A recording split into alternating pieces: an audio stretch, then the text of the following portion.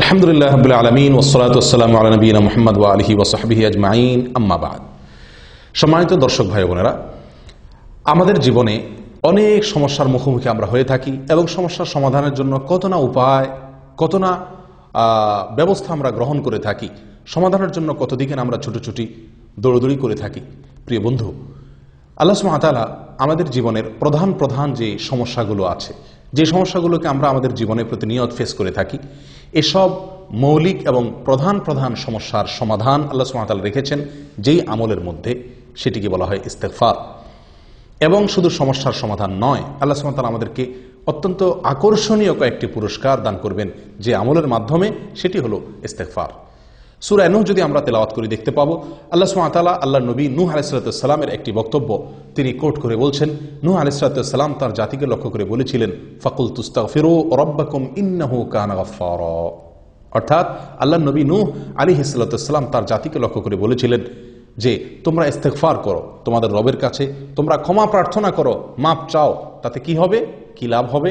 Number 1, ইন্নাহু কানা গাফফারা, নিঃসন্দেহে তিনি ক্ষমাশীল, তোমাদেরকে ক্ষমা করবেন।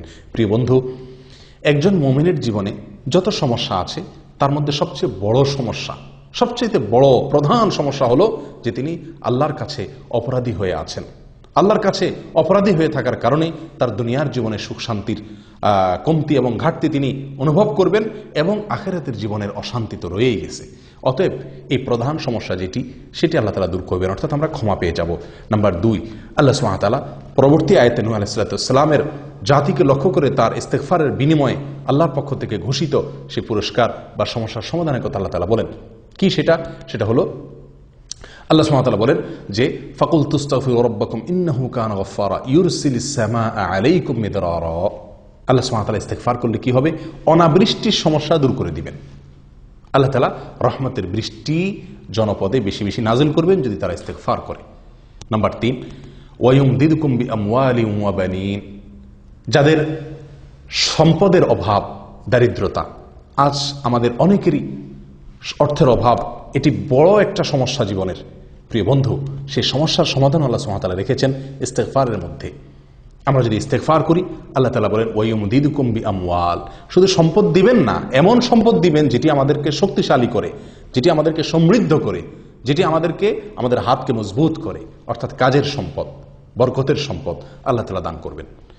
ওয়া বানিন, অনেকেরই সন্তানহীনতার সমস্যা আছে, সম্পদ আছে কিন্তু সন্তান নাই।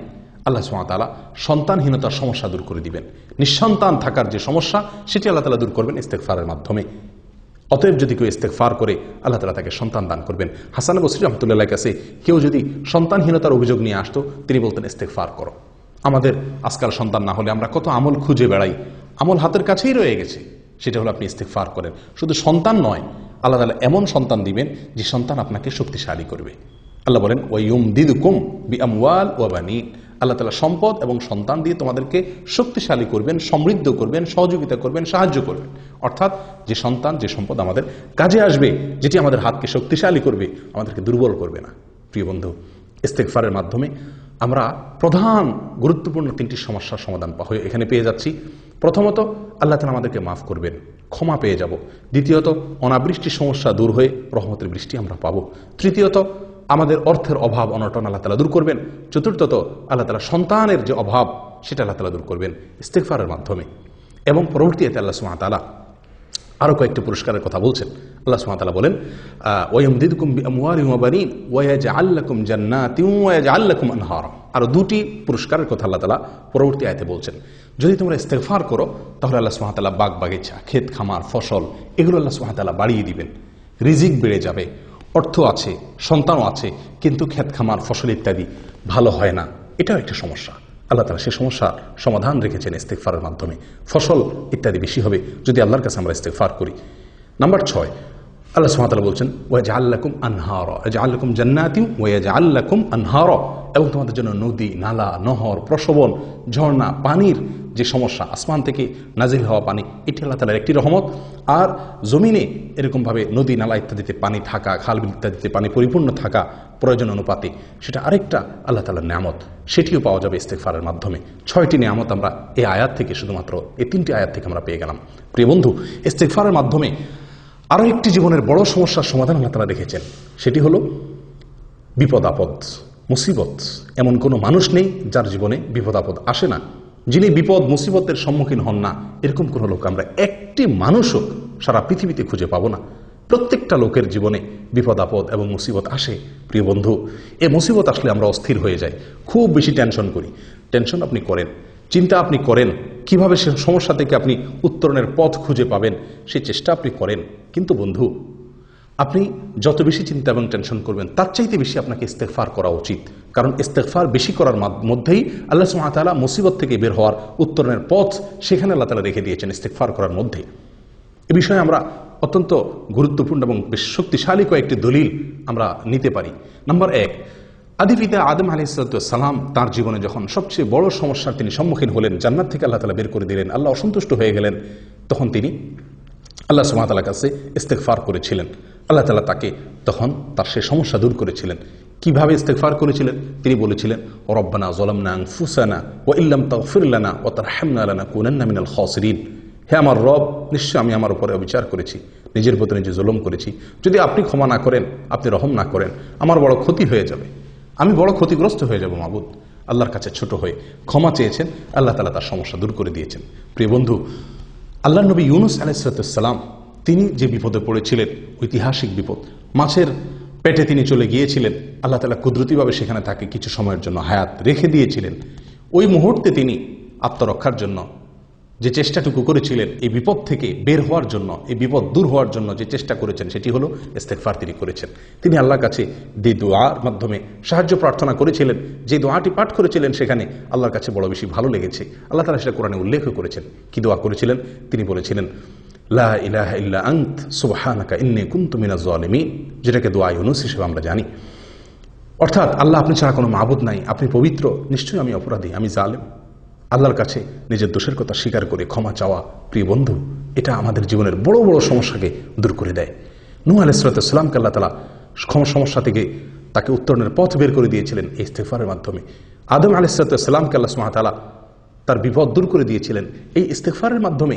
আমাদের নবী সাল্লাল্লাহু আলাইহি সাল্লাম বলেছিলেন, কালিমাতু আখি জিন্নুন, আমার ভাই জিন্নুনের যে বাক্য, লা ইলাহা ইল্লা আনতা সুবহানাকা ইন্নী কুনতু মিনাজ জালিমিন, এটাকে তোমরা আঁকড়ে ধরো, বলো, তাহলে কি হবে? আল্লাহ তাআলা তোমাদের বিপদ আপদ দূর করে দিবেন। প্রিয় বন্ধু, কোরআনে কারিমে এই আয়াতটি, এই দোয়াটি, ইউনুস আলাইহিস সালামের এই দোয়াটি উল্লেখ করার পর আল্লাহ সুবহানাহু ওয়া তাআলা বলেন, ওয়া কাযালিকা নুনজিল মুমিনিন, আমি যেভাবে এই দোয়ার মাধ্যমে, ইস্তেগফারের মাধ্যমে আমার নবী ইউনুসকে বিপদ থেকে আমি মুক্ত করেছিলাম, ঠিক একইভাবে, একই পদ্ধতিতে আমি ইমানদারদেরকেও এই সমস্যা থেকে আমি বের হওয়ার, যে কোনো বিপদাপদ থেকে বের হওয়ার পথ দেখাবো এই দোয়ার মাধ্যমে, অর্থাৎ ইস্তেগফারের মাধ্যমে।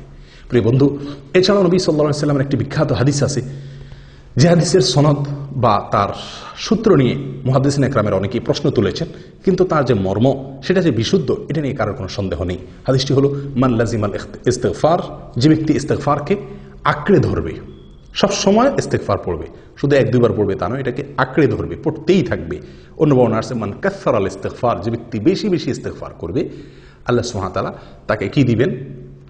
আল্লাহ সুবহানাহু ওয়া তাআলা তাকে জাআলাল্লাহু লাহু মিন কুল্লি হাম্মিন ফারাজা, যেই কোনো মুসিবত বিপদ থেকে আল্লাহ তাআলা তাকে সমাধানের পথ দেখাবেন, সমাধানের পথ সে পাবে।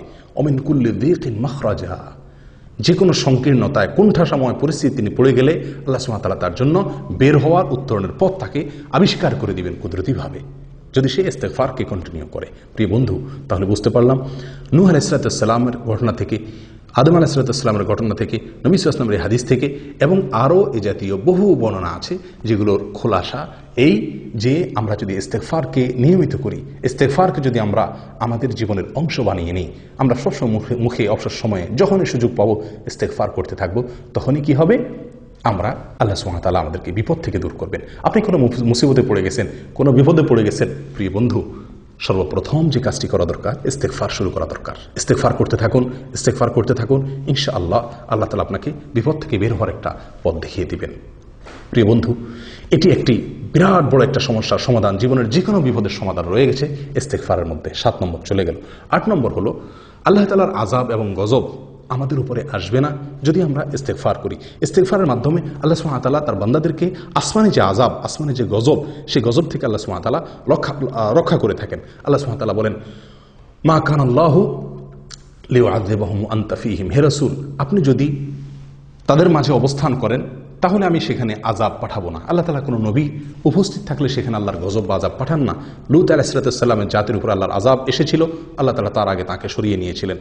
এরকমভাবে নূহ আলাইহিস সালামের উপর আল্লাহর আযাব এসেছিল জাতির উপরে, আল্লাহ তাআলা তার আগে নূহ আলাইহিস সালামকে কিস্তিতে উঠায় তাকে রক্ষা করেছিলেন। ঠিক একইভাবে আয়াতে আল্লাহ সুবহানাহু ওয়া তাআলা বলছেন, হে রাসূল আপনার থাকা অবস্থাতে আমি সেখানে আমার আযাব প্রেরণ করব না। অর্থাৎ নিরাপত্তা তারা অর্জন করবে যদি আপনি সেখানে থাকেন। অর্থাৎ নবী সাল্লাল্লাহু আলাইহি সাল্লামের উপস্থিতি এটা নিরাপত্তার একটি কারণ। প্রিয় বন্ধু, আমরা সকলে জানি আজ আমাদের মাঝে নবী সাল্লাল্লাহু আলাইহি সাল্লাম নেই, অতএব নিরাপত্তার এই কারণটি আমাদের মাঝে নেই। অতএব এই উপায়ের মাধ্যমে আমরা আল্লাহ সুবহানাহু ওয়া তাআলার গজব বা আযাব থেকে নিরাপত্তা লাভ করার সুযোগটা আর এখন নেই। কিন্তু আয়াতের পরের অংশ আমাদের জন্য শুভ সংবাদ বহন করছে, সেটি হলো আল্লাহ সুবহানাহু ওয়া তাআলা বলেন, ওমা কানাল্লাহু মুআযযিবাহুম ওয়া হুম ইস্তাগফিরুন, আর যদি তারা ইস্তেগফার করে, কোনো জাতি কোনো সম্প্রদায়ের লোকরা যদি ইস্তেগফারে মশগুল থাকে, ইস্তেগফারে লিপ্ত থাকে, তবুও আল্লাহ সুবহানাহু ওয়া তাআলা তাদের উপরে আল্লাহর আযাব এবং গজব নাজিল করবেন না। প্রিয় বন্ধু, আল্লাহর আযাব গজব থেকে নিরাপত্তা লাভ করার দ্বিতীয় যে উপায়টি সেটি এখনো আছে, সেটি ভ্যালিড আছে, সেটি হলো ইস্তেগফার করা। ইস্তেগফার করলে আল্লাহর আযাব এবং গজব থেকে আমরা নিরাপদ থাকতে পারবো। প্রিয় বন্ধু, 8টি বড় বড় সমস্যার সমাধান আল্লাহ সুবহানাহু ওয়া তাআলা রেখেছেন এই ইস্তেগফারের মাধ্যমে। 9 নম্বর হলো একটি সারপ্রাইজ পুরস্কার। একটি সারপ্রাইজ পুরস্কার আল্লাহ সুবহানাহু ওয়া তাআলা আমাদেরকে দিবেন ইস্তেগফারের মাধ্যমে। সেটি হলো এমনভাবে আল্লাহ সুবহানাহু ওয়া তাআলা রিজিক দিবেন যে যেখান থেকে রিজিক এসে আমাদেরকে রীতিমতো সারপ্রাইজড করে দিবে, যে রিজিক আমাদেরকে এরকমভাবে চমকায় দিবে, এরকম রিজিক আল্লাহ সুবহানাহু ওয়া তাআলা দিবেন। কল্পনাতীত উৎস থেকে আল্লাহ তাআলা আমাদেরকে রিজিক দিবেন। এই জন্য হাদিসের যে হাদিসটি একটু আগে বলছিলাম তার শেষ অংশ হলো এরকম, ওয়ারাযাকাহু মিন হাইসু লা ইয়াহতাসিব, যে ব্যক্তি সবসময় ইস্তেগফার করবে আল্লাহ তাআলা তাকে এমন জায়গা থেকে রিজিক দিবেন যে সে কল্পনাও করছে না। প্রিয় বন্ধু, আর কি চাই? আল্লাহ তাআলা ক্ষমা করবেন, অনাবৃষ্টির সমস্যা দূর হবে, অর্থের অনটন দূর হবে এবং বরকতময় অর্থ পাওয়া যাবে, সন্তানহীনতার সমস্যা দূর হবে এবং বরকতের সন্তান, যে সন্তান কাজে আসবে সেইটা পাওয়া যাবে, শস্য ফসল ক্ষেত খামার ইত্যাদি ভালো হবে, নহর নদী নালা ইত্যাদিতে পানি পরিপূর্ণ থাকবে, যেটা মানুষের জীবনের জন্য গুরুত্বপূর্ণ বিষয়, বিপদ আপদ মুসিবত দূর হয়ে যাবে যদি ইস্তেগফারকে কন্টিনিউ করা যায়, আল্লাহর আযাব এবং গজব থেকে নিরাপত্তা লাভ করা যাবে এবং সারপ্রাইজের যে পুরস্কার আল্লাহ সুবহানাহু ওয়া তাআলা রেখেছেন সেটা পাওয়া যাবে। প্রিয় বন্ধু, তার চেয়ে বড় কথা আল্লাহ তাআলা ক্ষমা করবেন, মাফ করে দিবেন। 9টি আমাদের জীবনের 8টি বড় বড় সমস্যার সমাধান এবং 9 নম্বর হলো একটি সারপ্রাইজ পুরস্কার। অকল্পনীয় ইস্যু থেকে, উৎস থেকে আল্লাহ তাআলা রিজিক দান করবেন। কিসের মাধ্যমে? ইস্তেগফারের মাধ্যমে। প্রিয় বন্ধু, আসুন সবসময় ইস্তেগফার করতে থাকি। বাসা বাড়িতে কাজের জায়গায় ইস্তেগফার দেয়ালে দেয়ালে লিখে রাখে দিই, যেন দেখে আমার ইস্তেগফার করার কথা স্মরণ হয়, একে অন্যকে স্মরণ করিয়ে দিই, ইস্তেগফার করতে থাকি। ইস্তেগফার মানে হলো আল্লাহর কাছে ক্ষমা প্রার্থনা করা। আল্লাহর কাছে ক্ষমা প্রার্থনা করার জন্য আমি নিজের ভাষা যে কোনোভাবে ক্ষমা চাইতে পারি, আল্লাহ আপনি মাফ করে দিন। তবে হাদিসে কয়েকটি ভাষা আমাদেরকে শিক্ষা দেওয়া আছে, তার ভিতরে সবচেয়ে সহজ, সবচেয়ে সরল ইস্তেগফার হলো, সবচেয়ে ছোট্ট ইস্তেগফার হলো আস্তাগফিরুল্লাহ ওয়া আতুবু ইলাইহি। আল্লাহর কাছে আমি ইস্তেগফার করছি, ক্ষমা চাচ্ছি এবং তার দিকে আমি ফিরে যাচ্ছি। এর বাইরেও অন্যান্য ইস্তেগফার হাদিসের যে সমস্ত ইস্তেগফার বর্ণিত আছে সেগুলো আমরা করতে পারি। আস্তাগফিরুল্লাহাল্লাযী লা ইলাহা ইল্লা হুয়াল হাইয়ুল কাইয়্যুম ওয়া আতুবু ইলাইহি। ওই আল্লাহ যিনি ছাড়া কোনো মাবুদ নেই, আমি তার কাছে ইস্তেগফার করছি, তিনি চিরঞ্জীব, তিনি কাইয়্যুম, এবং তার কাছে আমি প্রত্যাবর্তন করছি। ইস্তেগফারের ভিতরে সবচেয়ে শ্রেষ্ঠ ইস্তেগফার হলো সাইয়্যিদুল ইস্তেগফার। অত্যন্ত মূল্যবান একটি দোয়া, সকাল সন্ধ্যা পড়ার জন্য নবী সাল্লাল্লাহু আলাইহি ওয়াসাল্লাম আমাদেরকে ইরশাদ করেছেন, নসিহত করেছেন। প্রিয় বন্ধু, এটি আমাদের সকলের মুখস্থ থাকা উচিত। সাইয়্যিদুল ইস্তেগফার হলো আল্লাহুম্মা আনতা রাব্বি, হে আল্লাহ আপনি আমার রব, লা ইলাহা ইল্লা আন্ত, আপনি ছাড়া কোনো মাবুদ নাই, খালাকতানি, আপনি আমাকে সৃষ্টি করেছেন, ওয়া আনা আবদুক, আমি আপনার গোলাম, ওয়া আনা আলা আহদিকা ওয়া ওয়াদিকা, আমি আপনার অঙ্গীকার, আপনার ওয়াদা, আলাস্তু বিরব্বিকুম, যে আপনি আমাকে রব হিসাবে স্বীকারোক্তি নিয়েছিলেন সেটার উপরে আমি আছি, এখন আমি স্বীকার করছি। ওয়া আনা আলা আহদিকা ওয়া ওয়াদিকা মাস্তাতা'তু, যতটুকু সম্ভব আমি সেই স্বীকারোক্তির উপরে এখনো অটল আছি। ওয়া আনা আলা আহদিকা ওয়া ওয়াদিকা মাস্তাতা'তু আউযু বিকা মিন শাররি মা সানা'ত, আল্লাহ আমি যে সমস্ত অপকর্ম গুনাহ করেছি এগুলোর ক্ষতি থেকে আপনার কাছে আশ্রয় চাই। ওয়া আউযু বিকা মিন শাররি মা সানা'ত আবুউ লাকা বিনি'মাতিকা আলাইহি, আল্লাহ আপনি যে নিয়ামত আমার প্রতি দিয়েছেন আমি সেটাকে স্বীকার করি। ও আবুউ লাকা বিদামবি, আল্লাহ আমি যে অপরাধ করেছি সেটাকেও আমি স্বীকার করি। ফাগফিরলি ফাইন্নাহু লা ইয়াগফিরুয যুনুবা ইল্লা আন্ত, অতএব আমাকে ক্ষমা করে দিন, কারণ আপনি ছাড়া আমাকে কেউ ক্ষমা করতে পারবে না। আসুন ভাই, ইস্তেগফারকে সবসময় নিয়মিত ইস্তেগফারকে আমার জীবনের অংশ বানিয়ে নেই, আমার অবসর সময়গুলোকে পরিপূর্ণ করে দিই ইস্তেগফারের মাধ্যমে। আল্লাহ তাআলা আমাদের সকলকে বেশি বেশি ইস্তেগফার করার তৌফিক দান করুন। সকল কল্যাণের অধিকারী হওয়ার পরেও আমার নবী সাল্লাল্লাহু আলাইহি ওয়াসাল্লাম দৈনিক 70 বার ইস্তেগফার করতেন আল্লাহর কাছে। আমরা 70 বার কয়জন মানুষ ইস্তেগফার করতে পারি? বরং আমাদের তো আরো বেশি করা উচিত। কমপক্ষে আস্তাগফিরুল্লাহ আস্তাগফিরুল্লাহ এই বাক্যটি অর্থ সহকারে বুঝে আল্লাহর কাছে নিজেকে অপরাধী হিসাবে ছোট তুচ্ছ করে পেশ করে আল্লাহর কাছে ক্ষমা প্রার্থনা করি। আল্লাহ তাআলা আমাদের সকলকে আমল করার তৌফিক দান করেন। জাযাকুমুল্লাহ ওয়া আখিরু দাওয়ানা আলহামদুলিল্লাহি রাব্বিল আলামিন।